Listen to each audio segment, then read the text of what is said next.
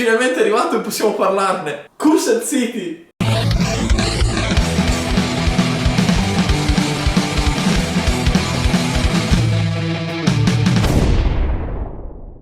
Quindi, Cursed City.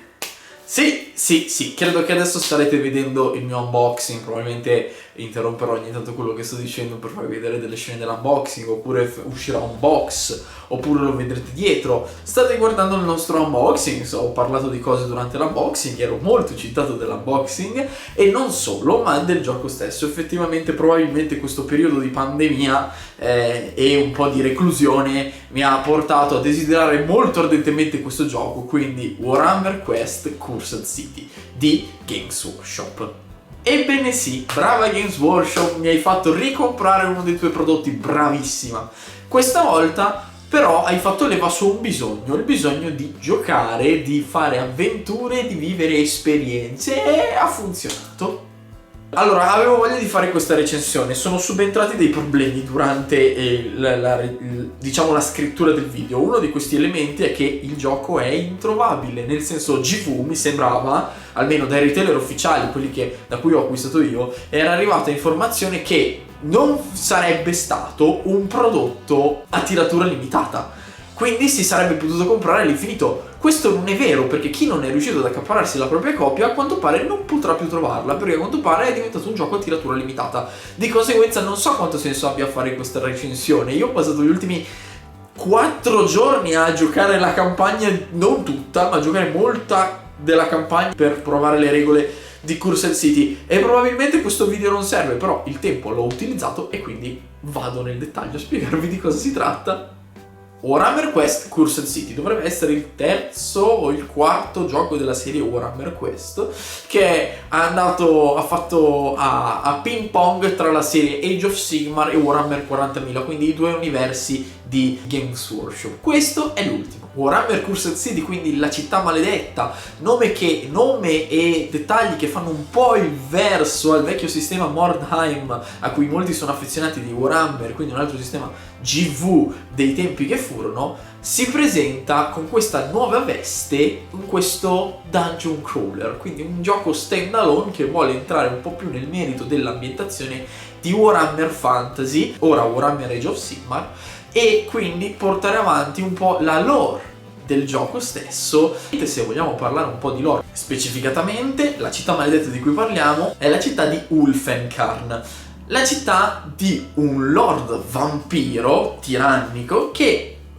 porta morte e distruzione per approvvigionare se stesso e la propria, possiamo dire, gene di vampiri di sangue fresco. Semplice.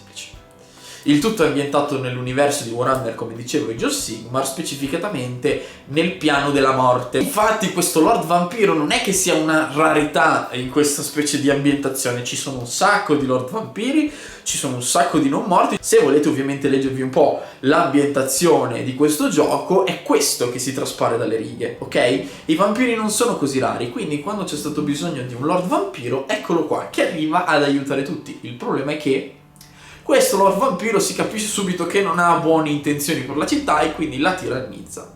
I nostri eroi, protagonisti del gioco, decidono quindi di fare gruppo, anche se sono tutti diversi, e cercare di spodestare questo Lord Lupo.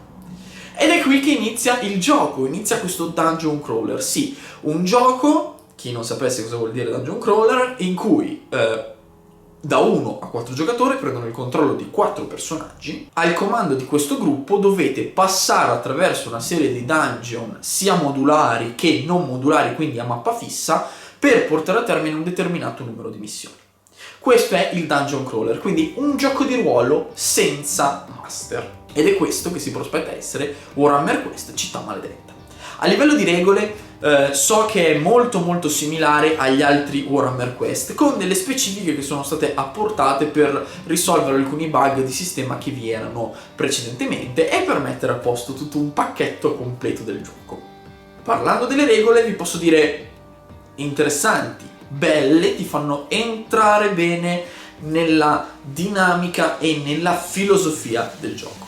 Si tratta di un gioco in cui, come dicevo, ogni personaggio ha le proprie azioni che vanno portate a termine con il lancio di dadi. Ma non solo. All'inizio di ogni turno i giocatori hanno modo di tirare un numero di dadi pari al numero delle loro azioni. Per iniziare sempre 4. Questi 4 dadi rappresentano la possibilità o meno di svolgere determinate azioni da parte dei personaggi. Quindi se il personaggio si vuole muovere e l'azione richiesta richiede 1, quindi muoversi è pari a 1 o più, va scartato un dado con il risultato di 1 o più per potersi muovere. Allo stesso modo per svolgere azioni di corsa, di aprire porte, di cercare oggetti e così via. Ovviamente questo rende il gioco in alcuni casi piuttosto altalenante e soggetti alla fortuna, soprattutto verso gli ultimi turni di gioco. Perché questo? Perché ogni volta che un personaggio riceve una ferita deve scartare un proprio dado.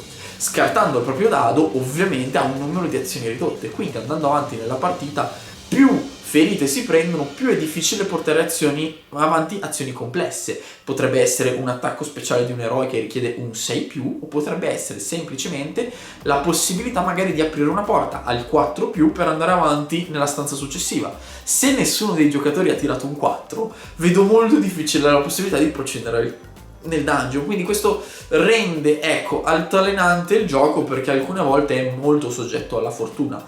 Questo ovviamente più probabile verso la fine dei dungeon e quando i giocatori sono feriti. Per il resto un sistema di carte che vanno estratte compongono il combattimento all'interno della partita, portando sempre un susseguirsi di creature nuove che vanno pescate da un mazzo incontri. Quindi, a seconda della missione che si sta svolgendo, si potrebbe avere uno scontro più o meno difficile. Oltre ciò, per portare avanti i vari combattimenti, le varie azioni, le varie difese, i personaggi hanno la possibilità strategicamente di agire su una barra di iniziativa, quindi vedere a che punto sono piazzati sull'iniziativa rispetto agli altri personaggi e fare determinate prove. Le prove, come gli attacchi, si svolgono con degli specifici tipi di dadi, che hanno soltanto, tra virgolette, 3 risultati: fallito, colpito e colpito critico.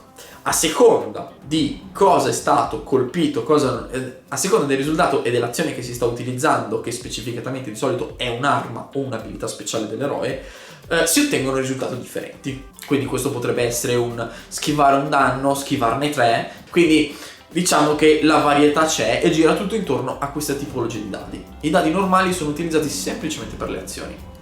Tutto ciò ovviamente non è semplicemente un muovi, picchia, spacca, livella. No, è tutto ben corredato da una storia di fondo che va portata a termine. Ed è su questo che mi vorrei soffermare. Warhammer Quest Città Maledetta è un gioco che vi mette, come dicevo, nei panni di 4 eroi. In realtà sono 8 eroi, non sono 4 eroi, però ognuno sceglie il proprio eroe. La missione che ci si prospetta, come anticipavo, è spodestare il re vampiro. Per un motivo o per l'altro gli eroi a livello di BG hanno delle motivazioni differenti per voler spodestare questo re vampiro. La missione quindi è questa, è specifica, l'obiettivo è uno solo. La cosa interessante di Città Maledetta è che effettivamente ci sono vari modi per portare a termine questa missione. Principalmente gli eroi devono andare avanti in un susseguirsi di missioni secondarie per portare a termine la missione principale. E questo per allungare il gioco e l'esperienza di gioco. Ogni personaggio che finisce una missione prende punti esperienza, si potenzia per andare avanti e poter andare a sbloccare missioni sempre via più difficili fino alla fine arrivare alla missione finale. Vi sono 4 tipologie di missione: caccia, perlustrazione, salvataggio e decapitazione. Io le ho provate tutte. Caccia è una tipologia di missione in cui durante la partita gli eroi devono appunto dare la caccia ai mostri più pericolosi presenti all'interno della città. E la missione è chiusa all'interno di un'arena, possiamo dire, con sì alcuni obiettivi prendibili, alcuni tesori carvabili, tirabili su, ma più che altro è un picchia ammazza senza una vera e propria esplorazione, che però serve per abbassare o la paura o l'influenza all'interno della città, perché questa è la cosa importante. Ogni volta che voi scegliete una missione, questo va a ripercuotersi sull'influenza o la paura dei cittadini. Arrivare a 10 con l'influenza o con la paura dei cittadini vuol dire perdere la partita. Di conseguenza, tutte le volte che si sceglie una missione bisogna ragionare su cosa quella missione farà salire e cosa quella missione farà scendere per non perdere la partita senza neanche essere arrivati dall'Horde. Ritornando a noi, le missioni di perlustrazione, quindi la seconda tipologia, sono quelle che danno un po' più a livello di oggettistica agli eroi, li aiuta a potenziarsi, un po' meno li aiuta per quanto riguarda l'influenza e la paura della città. Però gli eroi saranno costretti prima o poi a fare una missione di perlustrazione. Perché? Perché hanno bisogno di equipaggiamenti, hanno bisogno di soldi per finire la missione, potenziarsi e andare alla missione successiva senza rischiare di morire in modo macabro. La terza missione è probabilmente una delle più difficili. Si tratta del salvataggio. È una missione con un dungeon randomico, perché ricordo, le missioni precedenti entrambe sono costruite all'interno di arene prefissate, quindi sono dei distretti specifici che i giocatori scelgono per andare ad affrontare la missione. Dall'altra parte invece parliamo di un dungeon randomico, parliamo di un dungeon in cui l'estrazione di determinate carte permette la creazione volta per volta del dungeon. Un giocatore, se non esplora, non apre una porta, non sa cosa ci potrebbe essere dietro. Questo fa spawnare sia punti di interesse per prendere oggetti, sia nemici che stanze nuove. Di conseguenza è veramente una delle missioni più difficili. Senza contare che mano a mano che gli eroi vanno avanti, un incantesimo persistente, quindi una serie di anime non morte, iniziano a bruciare la strada dietro di loro, impedendo agli eroi di poter tornare sui propri passi e continuando come un treno a falcidare nemici. Queste sono, diciamo, le missioni un po' più complicate e infatti non richiedono di fare 10 punti vittoria, tra virgolette, come tutte le altre missioni, ma semplicemente di farne 8. Mi sono trovato piuttosto in difficoltà in questo tipo di partite, ma l'ho portato a termine. In linea di massima, per portare avanti la mia campagna di prova, ho fatto la caccia, la perlustrazione e il salvataggio, in quest'ordine, trovandomi la prima volta non capendo bene le regole in caccia, in difficoltà, ma riuscendo a portarla a termine. In secondo luogo, la perlustrazione in realtà, una volta capite le regole del gioco, è piuttosto semplice, se vogliamo. L'ultima missione, la più importante, è la missione di decapitazione. La missione di decapitazione non è altro che una missione in cui si sceglie un nemico specifico, quindi un personaggio con nome, un boss, va selezionato e va affrontato. Queste missioni sono le più difficili che possono esserci nel gioco e effettivamente si sbloccano soltanto quando gli eroi arrivano a un dato livello. Se non si battono questi tipi di personaggi, non si può arrivare al livello successivo. Nel mio caso dovevo affrontare un Varskir. Il Varskir è un lupo mannaro vampiro. In poche parole, è un vampiro gigante che ha perso completamente cognizione di causa ed è diventato un coso enorme, completamente pipestrellato, che va in giro a sbudellare le persone. Cioè, perché non sono missioni specifiche con un'arena a sé, o almeno lo sono, ma sono composte da due parti. La prima parte è una missione di salvataggio, senza però dover salvare nessuno. In poche parole, come prima, pescate carte a non finire, continuate a correre in questo corridoio cercando la tana del boss. Dovete semplicemente sopravvivere, superare un numero specifico di stanze. Dopo che avete superato la, mi sembra, 10ª stanza, ecco che trovate la stanza del boss. Ma alla 10ª stanza ci dovete arrivare e non è così tanto facile, anche perché a questo punto voi ci potete arrivare al livello 1. Se al livello 0 i nemici sono piuttosto semplici da battere, le meccaniche del gioco li rendono facili da battere anche il livello 1, ma la mole di nemici che arrivano molte volte negli spazi angusti vi impediscono di procedere oltre. In questo caso è molto difficile arrivare alla 10ª stanza prima che le cose diventino pericolose. E infatti, mi spiace dirlo, io non sono mai arrivato al Varskir. Sono arrivato all'ultima stanza, ma effettivamente la mole di nemici era così tanta che non sono riuscito a portare a conclusione la missione. Tutti i miei eroi sono morti, tra virgolette, hanno perso i sensi e sono stati estratti.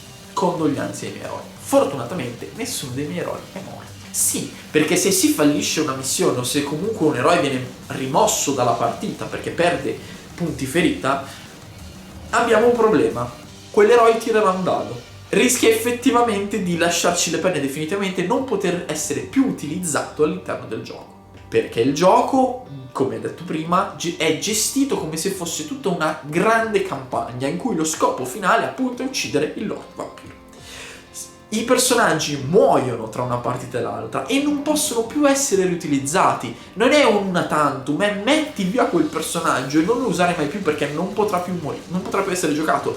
La cosa bella di questo gioco è questa: la campagna, l'interesse che un personaggio, un giocatore ha nel portare avanti la storia per vedere se riuscirà a spodestare il loro vampiro.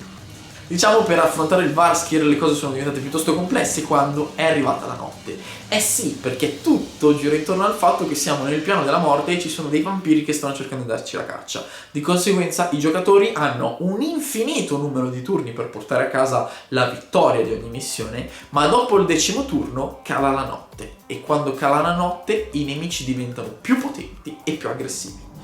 Poche volte dopo che cala la notte puoi sopravvivere, perché ogni colpo dei nemici ti fa il doppio dei danni che faceva precedentemente e una volta che i danni sono tanti, come dicevo prima, è difficile ottenere azioni e di conseguenza è difficile portare a termine la missione. Perdere un personaggio e averne 1 o 2 feriti equivale a non poter fare più abbastanza azioni per portare a termine la missione, a meno che non si giochi in modo molto intelligente. E personalmente, giocando da solo, era difficile fare una strategia vincente e ragionare su tutte le cose. Di conseguenza non ce l'ho fatta. Durante la partita, a fine di ogni turno, capitano degli eventi. Questi eventi possono essere il trovare un oggetto luminoso, vedere un impiccato, trovare un uomo che chiede aiuto.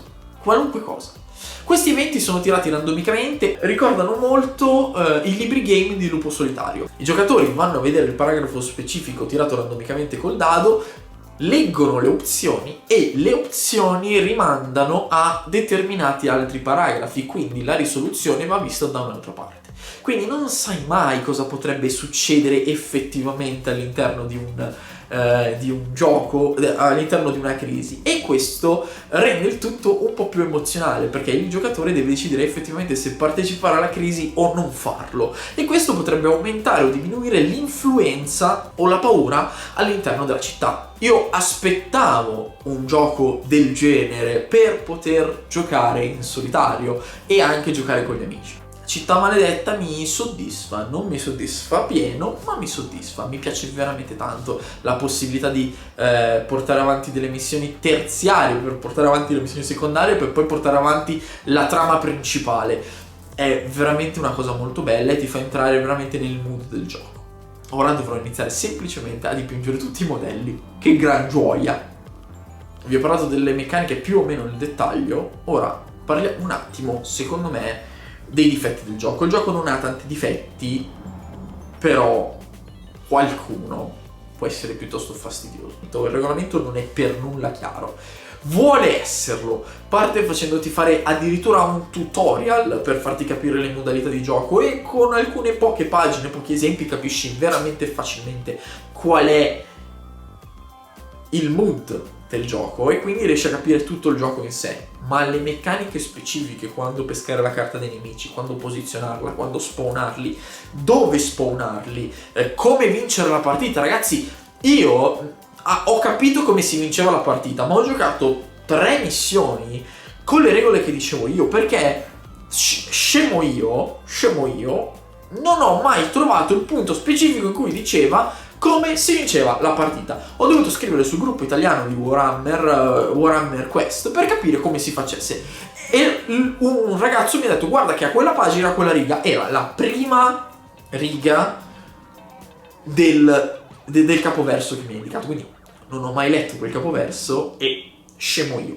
Ma ragazzi, ma come si vince la partita? È la prima cosa che scrivi all'inizio del regolamento. Come si inizia, come il sommario di quello che fai e come si vince, punto. I giocatori vincono se si trovano tutti nella stessa stanza di estrazione, quindi quando vengono tirati su da una nave Carcadon, quindi una nave volante arriva e li tira su perché hanno finito la missione, e non è specificato da nessuna parte all'inizio del gioco. Te lo fanno intuire, ti mettono l'azione estrarre, quindi capisci, ti dice che l'azione estrarre apre una stanza che posiziona il punto in cui gli eroi vengono estratti, ma non ti dice cosa succede, perché devono essere estratti. Allora tu, perché il regolamento è scritto mi spiace coi piedi, vai a vedere su tutte le missioni e per capire a cosa serve la roba estrarre. Magari te lo sei perso tu. No, non te lo sei perso tu.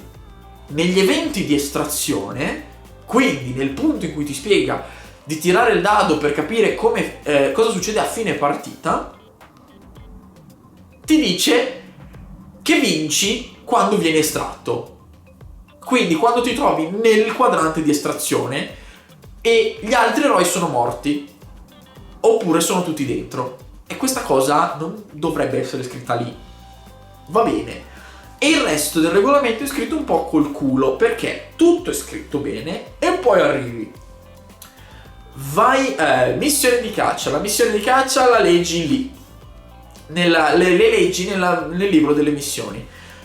Missione salvataggio, le leggi nel libro delle missioni, ma tieni a mente queste specifiche. Missioni di perlustrazione, le leggi in quella missione, ma tieni a mente quelle specifiche. Poi, se vai a vedere le specifiche nella missione, non è scritto tutto nel dettaglio, perché alcune cose, tipo come si spawnano i mostri nella missione di salvataggio, è diverso, quindi devi andarti a vedere lo spawn dei mostri, ma non potevi mettermelo direttamente nelle robe di salvataggio.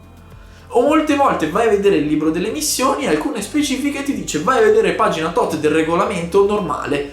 Non potevi mettermelo qui, mi serve qui, puoi mettermelo qui. No. Questa cosa io non l'ho capita. È veramente difficile trovare dei dettagli all'interno del gioco, perché alcune cose hanno dei rimandi completamente inutili.